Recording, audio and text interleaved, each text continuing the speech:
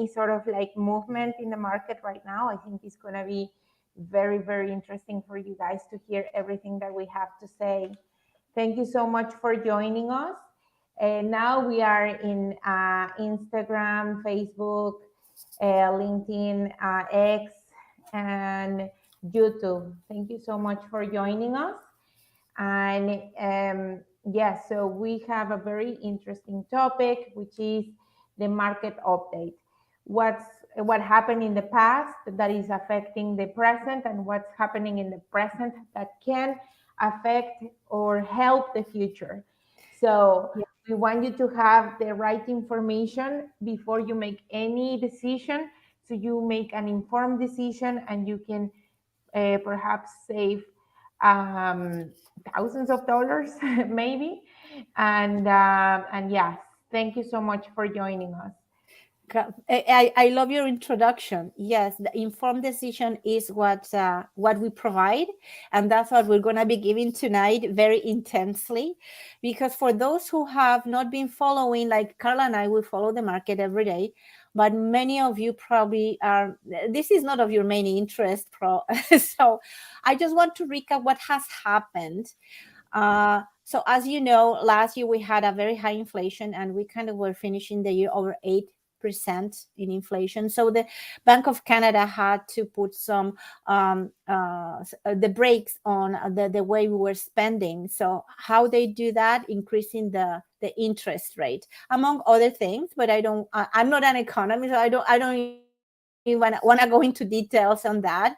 But there have been many changes. So what happened during December, January, and February this year? Well, the prices for the first time and the market really slowed down, and the prices really went below what we were considering market value, market price, market values. And as I mentioned to Carla, I had many people during all these years telling me, Elisa, I'm going to wait because the market is going to go down. The market is going to go down. And nothing was happening year after year. And guess what? It happened.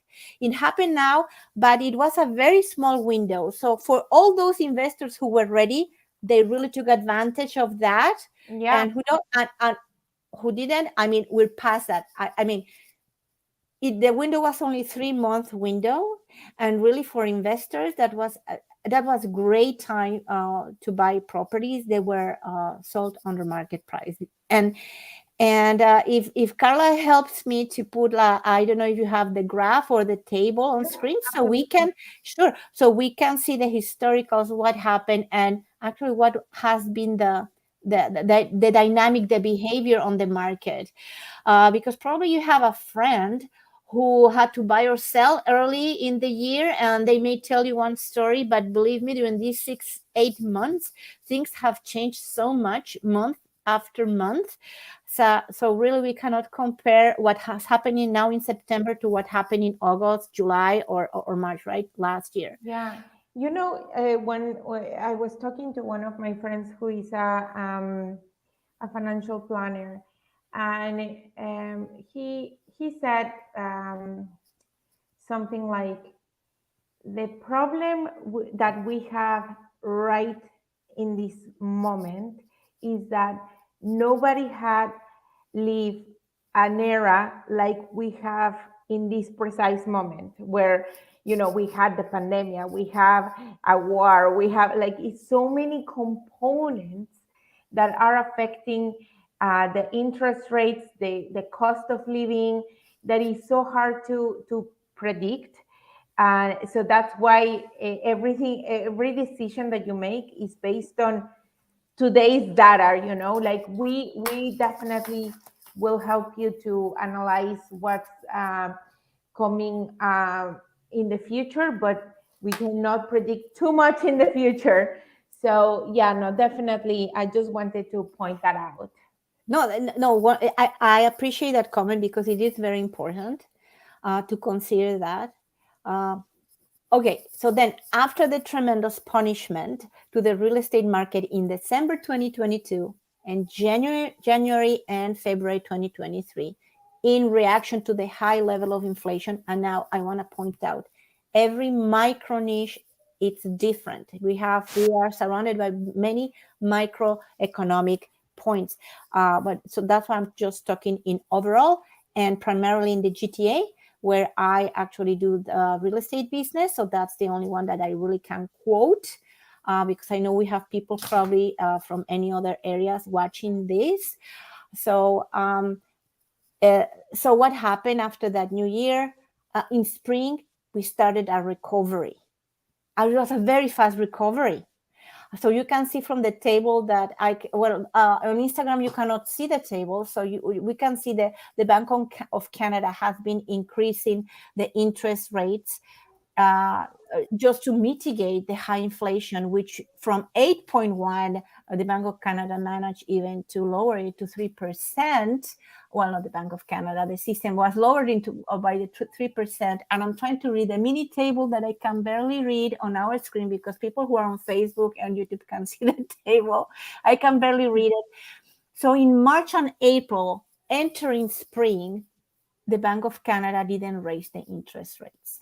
And what happened then? As soon as it was halted, the market recovered. And it was very active. The sellers came out, the buyers came out. We had again offer days. It was mixed, but we in different areas of the city, we also had bidding wars and such. And what happened later? The interest rates, the inflation increased a little bit. So again, in summer, we had another punishment. The Bank of Canada again increased the interest rates, and this September didn't happen. So it looks like it would be like the behavior of what the spring market followed, right? When the Bank of Canada say they were not increasing. But I was talking about this with Carla earlier, and she agrees with me that even though it appears to have the same behavior, it is not. And I don't believe the market will react fast and in the same way, because the people who were able to afford homes in March are not the same who are able to afford now in September because of that increase during summer. So it's not going to go back to the market. And you know, Elisa, one of the things that I want to mention about that specific change that you mentioned when the Bank of Canada put a hold on the increase of rates back in March. Another interesting thing happened as well, and is that the bonds went down. So because the Bank of Canada was very, sure that it was going to be the last hike of the year, the interest rates in the bond side started to drop. So it actually dropped as much as 2.6%. That was a very significant drop. And rates were going for fixed rates, they were going around 4.49%, around there. Very, very, very rare, but it did happen. And I think that stimulate a lot the market and the first-time home buyers. A lot of first-time home buyers took advantage of this, like you mentioned. But yeah, I wanted to mention that because when we talk about interest rates, we tend to only focus on what's going on with the announcements of the Bank of Canada. And we have to keep in mind that there are also other factors that affect the fixed rates. And one thing that I can tell you is that if you are, in the game right now, or you're thinking about jumping in the game, just keep in mind that it will be good for you to start sooner by holding a rate. The banks typically hold a rate for 120 days. So literally just a little bit of shy of a 4-month period. And which means that if you book a rate today, you can wait to purchase a home all the way to winter. which is January. So you don't have to buy right now. You just are buying time, and if the rate. I want to explain what Carla is saying about hold the rate, book it now. Those who don't know. So especially for those who are first-time home buyers, so when you are buying, you need to be pre-qualified, pre-approved later, right?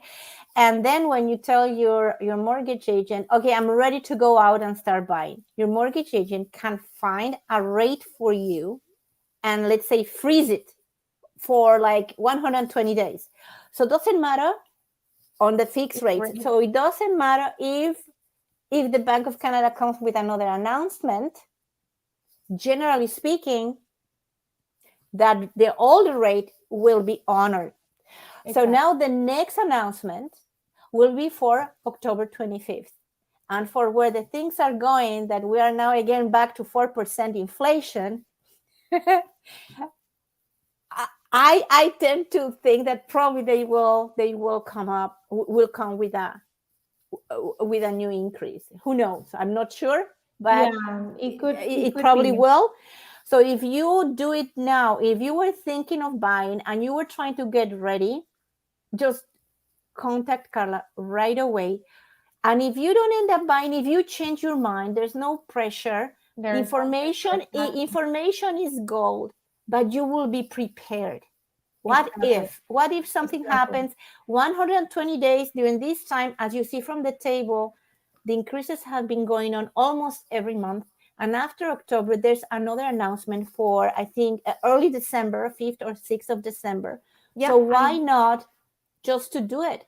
And Carla and we don't charge for this kind of information, this kind of preparation, this kind of planning.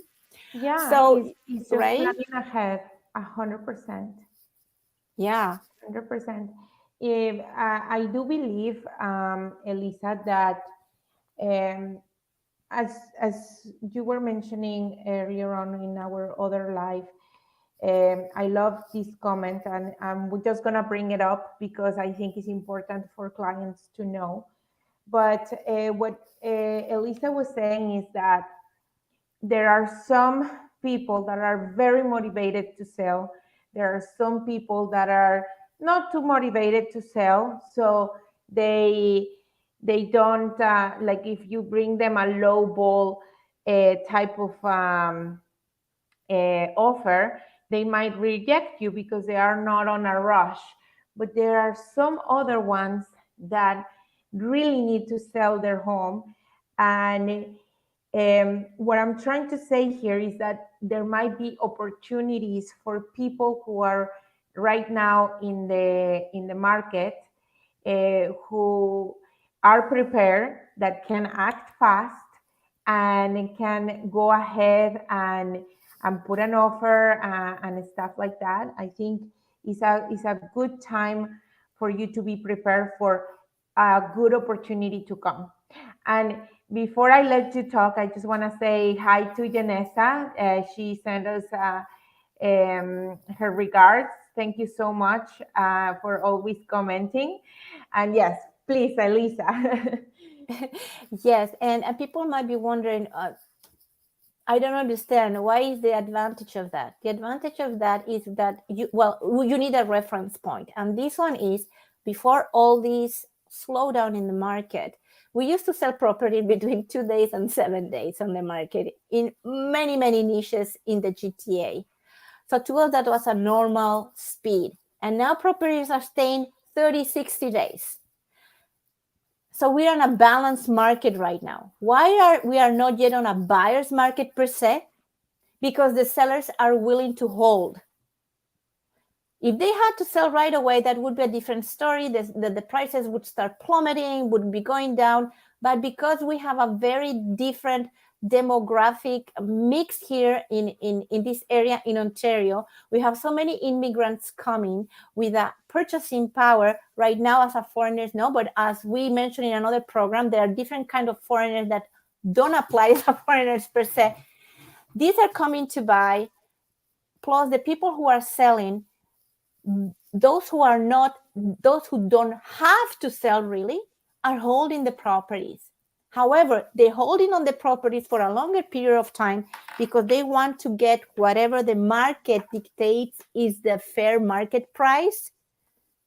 However, because we don't have a bidding war out there, you as a buyer can come on as ahead to come and negotiate. It's not on the other way around. Before, when the seller had the last word, now you have the power of negotiating and having conditional offers, and hold it for 5 business days before you figure out what you need to do in terms of finances, home inspection, and other things when you decide to buy.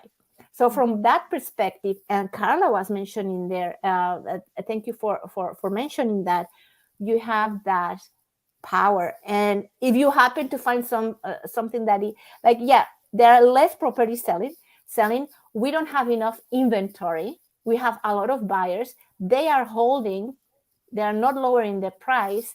And who are mostly selling? People, as she said, they have to sell.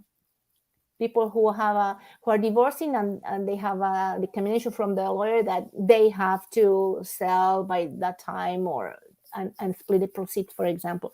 That's something that has to happen. People who have accepted a job in Vancouver, right? So they are getting rid of their property here in Toronto. They don't have a choice. They might wait because it's not urgent, because probably their company is holding their rental for 3-4 months in Vancouver while they sell.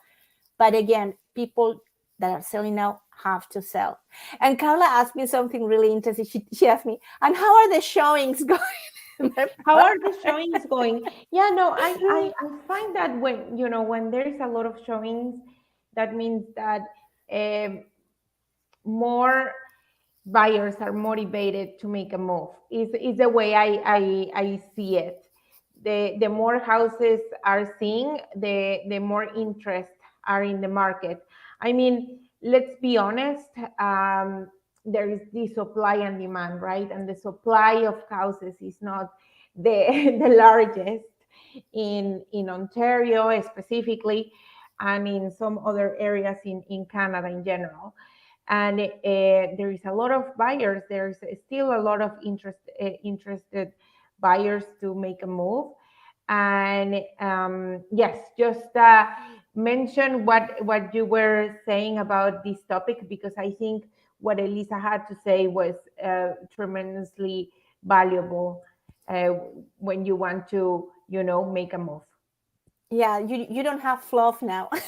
Right, basically it's just people are used to receiving so many showings, like 15 showings a day, and after 7 days receiving 20-30 offers. And but really, how many of those showings before were real people really being interested in your property? Probably they want to see that property on the block, but there are 3 more houses on sale, so let's just take a look because we're in the area. But now they're not. Those houses are not there because we have low inventory, right? So really now people who are really buying are going out to look. So don't panic if you don't have that many showings. Okay. And don't panic if you don't have that many offers on the plate. You don't need 5 offers, you need 1. That's true. And in my experience, when we had these hot bidding wars, like mentioned to Carla, I once had in a condo 42 offers. Really, most of them were fluff. They were not even meeting the criteria. They were not submitting the checks. So really, at the end of the day, we would end up working with the 3 or 4 that looked really serious offers. And the same thing will happen now. Now, yes, we don't have offer days now. If you would like to put that red Toronto slide on, I would like to mention now that I'm talking about supply and demand. So as you can see there, the number of sales compared this August to August 2022 had almost no movement. Can you see there? 0.05%. Almost no movement at all. And you see, last year we sold 1891 homes, and now 1892. It's almost the same number of homes, but the population has been growing. really fast with immigration, right? Yeah. So, and that's the reason, and And that's that's the not going to key. stop. Keep in mind that. So if you're a homeowner, don't panic. That's the key. We have a very interesting mix in these areas where I live, right, in the GTA, because with all this immigration, even though there's no many homes for sale, even though the market has slowed down, the demand is and always will be there at some point. There's always demand. People need to live somewhere. People come with purchasing power, right, to this country. So yeah, that's what it is. And another thing you brought up in our other live, Carla, that I liked, what you mentioned, that what would be the advantages and disadvantages to buy now that the interests are higher but the prices are stable. As you can see from the table, those who are not in Instagram, the average sale price also from last year August to this year August only had a 2.5 change and to the low. So also it is not a tremendous change in a year. We're not used to this kind of changes in Toronto and to the low, because it was minus 0.52%, right? So you need to evaluate exactly, because if you're buying now, Yeah. it is as if you were buying with the prices from last year. How sweet is that? Yeah, Right? definitely, definitely. The market in the last few years, it's been growing over and over and over and over and over, and I think it's a tremendous time for first time home buyers to either jump in the market with a good strategy, or two, if you're not ready to jump in the market, to prepare yourself to jump in the market. So how, Carla, how do I do that? Contact us. Contact us, because there is always a strategy that we can use in order for you to get to the finish line faster. So there is always Yeah. a strategy that we can do to expedite the process. And one of the things that I have experienced a lot in the past 12 years that I've been in the market is that the people who have prepared themselves to jump in the market are the ones that are more successful to one, get a better property, two, to get a better rate and save thousands of dollars, and three, I think, are just in general the ones that have an experience that is not as stressful as for when you are not 100% prepared. So definitely there is advantages. So contact us.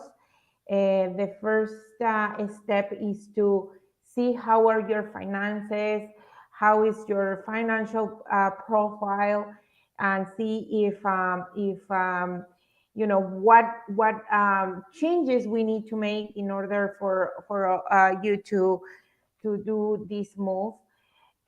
We look at everything. We look at the credit. We look at, your down payment. We look at your income. We look at very minuscule details that make a difference in the long run when you are actually in the process of the offer. Yes. And I also want to add, thank you, Carla, for that. It's important if you're an investor. What's Yeah. happening now? And we mentioned that if you're an investor, I think it's a prime year to do it. Well, the top window was December, January, and February, but however, it's still very good because, as you know, even though people who are listening to us and are renting, like rents are prime high, like prime rents right Oh now. my goodness. So a year and a half ago, a one-bedroom condo that was renting for maybe $1,900, now it's $2,600. So yeah, definitely. So even though you're gonna be paying more interest, this is a business for you. It's an expense for you, and at the end of the year, your accountant will take care of that as an expenses, plus what you are receiving from your tenant. And well, to me, it's a no-brainer right now if you are ready to purchase as an investor. Now, again, don't don't take for granted what I'm telling you, because we have to run your numbers and you will make your last decision, right? I have a beautiful Excel spreadsheet where I show investors, what is the return of investment, what we can do for them. And I truly believe it. I had people who say, no, you know what, because of the kind of interest rates and because it's not appraising that fast right now, this is what you're going to be like, even with some investment in the stock market. But I am a real estate person, and in the stock market anyways, you don't have the appreciation. I would never tell anyone to buy real estate to sell in a year or two. Real estate is for a long-term investment. You have to hold for 5-10 years. And believe me, Canada has been pandemic proof, inflation proof, and we're still holding the prices higher than in many other places. I mean, in the US, even though I don't want to compare the countries because we live in a very different economies. It is. However, have you driven through downtown Toronto? I mean, even though we are where we are, and I know there have been some issues with developers halting their developments right now, and and also because there are some political issues there in terms of the fees they have to pay, etc. However, this is just a spot in the timeline where we live in. So if you, in 10 years, if you look back, you will see why this area has been and will always be the favorite for international real estate developers to come here and invest in their developments, because we have a very conservative economy, and I trust, regardless of who we have on the big seat out there in the government, if we say 2% by spring 2025, I do believe it's going to happen. It's very strategically what we're doing now, and I don't want to get too political. Many people may say what I'm saying probably it's not accurate, but I only can say it for what I live in the industry of real estate. I don't know what's happening in other industries. I'm not in any others. It is true the food is the most affected, right? It even reached 11% inflation, but the average it's 4% right now, right? And the gas is even 6.9%. Well, I'm talking about real estate. That's the only thing I can have a reference to. And our services are contact us. They're complimentary. We can run you the numbers. If you're not ready now, make your mind whenever you are. And if you get ready, like those investors who were ready for December and January, if you get ready now, you probably will find a great jewel somewhere hidden somewhere where you would say, oh gee, if I was prepared last month, I would have gotten that property. Because now is the time for the buyers, and now you can take your time to find exactly what you're looking for. No kidding. Before it wasn't. Before I was running with my buyers looking for properties for 2 days like crazy and put an offer and you're done. And now you can take your time, you can make your analysis. You can protect yourself as well with like the inspection clause or the financing clause, absolutely, the status certificate clause. Like is a lot easier right now, I find, to find what the client actually wants to buy. Because remember in the pandemic, Elisa, like sometimes I find that people were just buying whatever was available to them, and without seeing the property. Sometimes because we couldn't be in front of each other. That was also very risky, but people would go to that length to buy a property without even seeing it. Yeah, no, and right now I think there is gonna be a lot less buyer remorse to put it a name, because they are going to be like, okay, this property is the one that I really want because it meets all my criteria. Before it was just like, oh, I have to compromise and not have something that it was very important to me, because the market was just going bananas. But now it's a little bit more Yeah. easy on buyers. You, as I mentioned, just prepare yourself. It doesn't matter what is the market going like, if it's going faster, if it's going a little bit slower. The Yeah. key part is for you to plan ahead and make sure that we're all prepared to take. Yeah, and do, like, really do prepare yourself if you're planning or to step into the market, because the next announcement is due on October 25th, which is just around the corner. Yes. So you have these weeks to really get ready if you're planning to do it, so Carla can hold those rates for you. Yeah, there's 2 more announcements this year, which is October 25th and December 6th.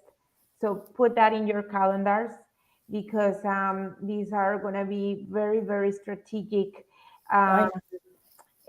increases that can mean a lot of things for the first-time home buyers. Just make sure that you have a rate on hold for 120 days, meaning that if the rates go up, it doesn't matter. You have your rate on hold for 120 days. It's very, very important. So just contact me. I'm gonna leave all my information so you can have it. Yeah, let's run the numbers, for the phone numbers on Facebook and LinkedIn, and I will give your information, Carla, on Instagram, 647-456-6864, to call Carla, please, or myself at 416-939-4497.